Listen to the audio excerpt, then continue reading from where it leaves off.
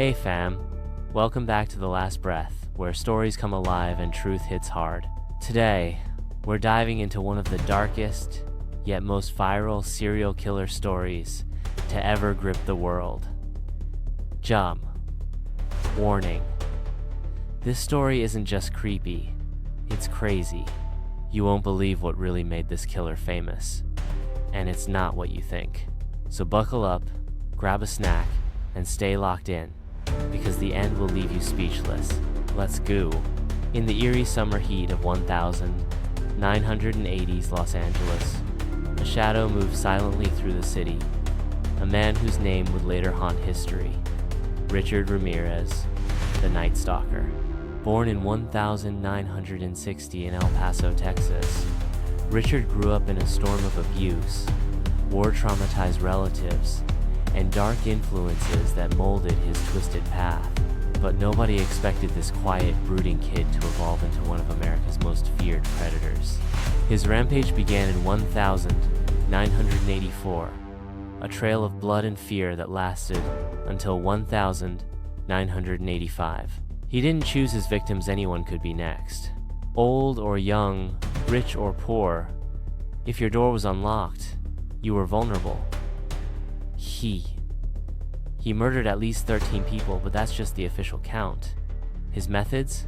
Brutal and erratic. Guns, knives, hammers, tire irons, and he didn't stop there. Ramirez often left behind satanic symbols and chilling whispers of ritualistic violence. His calling card? Terror. LA was in chaos. News stations pumped fear into every living room. Parents locked windows for the first time. Kids were told not to answer the door. People were scared to sleep. HUD. And just like that, a killer became a sensation.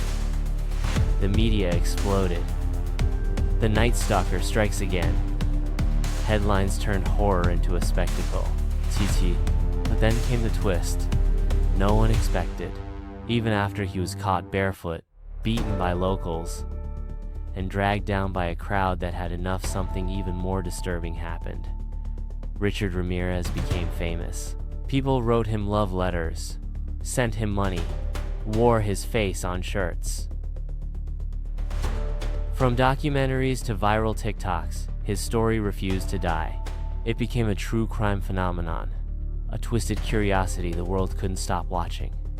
But beneath that viral chaos, something deeper stirred. His crimes forced a reckoning. Why are we obsessed with monsters? How do we glorify pain without realizing it? Why didn't we catch him sooner? And how can we make sure it never happens again? Experts dove in. Police reformed tracking systems. Communities came together. The conversation shifted not just about Ramirez, but about trauma, mental health, and the systems that let darkness grow. This story, it's not just about one man. It's about the silence we allow, the signs we miss, the healing we need to prioritize. And though Richard Ramirez died in prison in 2013, his legacy remains not in fear, but as a stark reminder of the power of awareness. Because even in the darkest stories, there's light to be found. In the survivors who spoke out, in the neighbors who stood up, in the cities that healed. Kyria. So, if this story shook you good, let it fuel your fire to be more alert, more compassionate, more fearless in protecting those around you. Yaj. Let's honor the victims, not the villain.